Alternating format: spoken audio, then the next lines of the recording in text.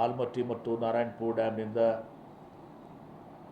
ಕೃಷ್ಣಾ ನದಿಯಿಂದ ಮತ್ತು ಭೀಮಾ ನದಿಯಿಂದ ಏನೇನು ನಮ್ಮ ಮಲ್ಟಿ ವಿಲೇಜ್ ಸ್ಕೀಮ್ಸ್ ಇದ್ದಾವೆ, ಕುಡಿ ನೀರಿನ ಯೋಜನೆಗಳಿದೆ, ಅದೆಲ್ಲವೂ ಕೂಡ ಸವಿಸ್ತಾರವಾಗಿ ಇವತ್ತೊಂದು ದಿವಸ ಚರ್ಚೆಯನ್ನು ಮಾಡಿದ್ದೀವಿ.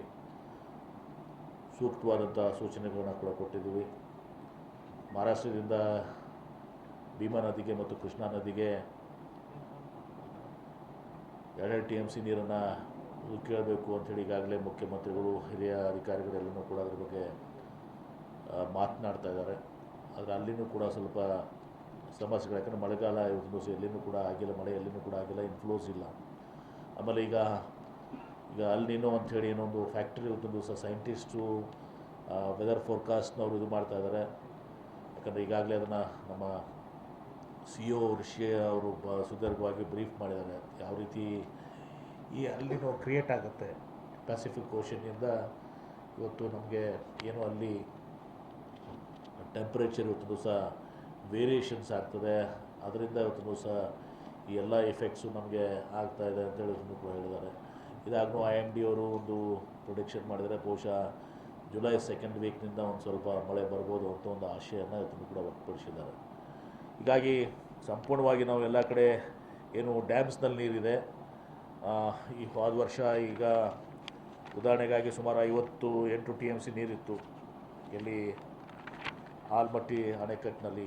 ಈಗ ನಮ್ಮ ಕಡೆ ಕೇವಲ 3.8 TMC ನೀರಿದೆ. ಅಂದರೆ ಇದರ ಅರ್ಥ ನಾವು 50 TMCಯನ್ನು ಇವರೆಲ್ಲ ಖರ್ಚು ಮಾಡಿಬಿಟ್ಟಿದ್ದಾರೆ, ನೀರಿದು ಮಾಡಿದ್ದಾರೆ. ಇನ್ಫ್ಲೋಸ್ ಇವತ್ತು ದಿವಸ ಮೇದಿಂದ ಏನು ಬರ್ತಾಯಿತ್ತು, ಒಂದೇ ದಿವಸದಲ್ಲಿ 4 TMC ನೀರು ಬಂದಿತ್ತು. ಈ ದಿವಸಿಗೆ ಒಂದು 24 ಅವರ್ಸ್ನಲ್ಲಿ 4 TMC ನೀರು ಬಂದಿತ್ತು. ಹೀಗಾಗಿ ಇನ್ಫ್ಲೋಸ್ದಿಂದ ನಮಗೆ ಅದು 50 TMC ನೀರು ಬರಬೇಕಾಗಿತ್ತು. ಈ ಟೈಮ್ನಲ್ಲಿ ಆ 50 TMC ನೀರು ನಮಗೆ ಬಂದಿಲ್ಲ ಇವತ್ತು ದಿವಸ. ಇದು ವಾಸ್ತವ ಸಂಗತಿ. ಹೀಗಾಗಿ ನಮ್ಗೆ 3.8 TMC ನೀರಲ್ಲಿ ಉಳಿದಿದೆ. 6 TMC ನಮಗೆ ನಾರಾಯಣಪುರದಲ್ಲಿ ಒಂದು 6 TMC ನೀರು ಉಳಿದಿದೆ.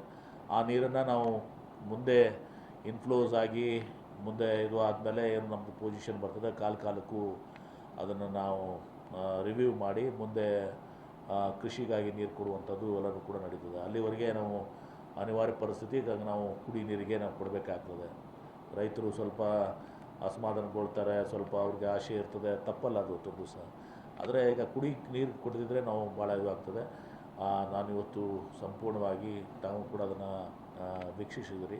ಎಲ್ಲ ಕುಡಿ ನೀರಿಂದ ಏನೇನು ಸಮಸ್ಯೆ ಇದೆ ಡಿಟೇಲಾಗಿ ನಾವು ಹೋಗಿದ್ದೀವಿ. ಒಂದು ಡ್ಯಾಮ್ನಲ್ಲಿರೋ ನೀರಿಂದ ಮಲ್ಟಿ ವಿಲೇಜ್ ಸ್ಕೀಮು, ಕೆರೆಗಳಿಂದ ಏನು ಮಲ್ಟಿ ವಿಲೇಜ್ ಸ್ಕೀಮ್ಸ್ ಇದ್ದಾವೆ, ಬೋರ್ವೆಲ್ಗಳೇನು ಅವಕಾಶ ಇದ್ದಾವೆ. ಮತ್ತು ಈಗ ನಾವು ಬೋರ್ ಹೊಡೆದು ಮೋಟ್ರ್ ಕುಂಡ್ರಿಸಿ ವಿದ್ಯುತ್ ಶಕ್ತಿ ಕನೆಕ್ಷನ್ ಕೊಟ್ಟು ಪೈಪ್ಲೈನ್ ಮಾಡೋಷ್ಟರಲ್ಲಿ ಭಾಳ ಸಮಯ ಹಾಳಾಗ್ತದೆ. ಭಾಳ ಇದು ನಾವು ಹಿಂದಿನಿಂದ ಅನುಭವ ಇದೆ. ಒತ್ತಾಯ ನಮ್ಮೆಲ್ಲ ಶಾಸಕರ ಮೇಲೆ ಸ್ವಾಭಾವಿಕವಾಗಿ ಬೋರ್ವೆಲ್ ಹೊಡೆಸ್ರಿ ಅಂತ ಊರಾಗಿರ್ತದೆ. ಅದಕ್ಕೆ ನಾವು ಈಗ ಪ್ರೈವೇಟ್ ಬೋರ್ವೆಲ್ಸ್ ಏನಿದ್ದಾವೆ ವಿಜಯಪುರ ನಗರ ಹಿಡ್ಕೊಂಡು, ವಿಜಯಪುರ ನಗರದಲ್ಲಿ ಬಾವಿಗಳನ್ನ ಏನಿದ್ದಾವೆ ಏನು ಸ್ವಚ್ಛ ಮಾಡಿದ್ದೀವಿ. ಆ ನೀರಿನ ಬಾವಿಗಳನ್ನ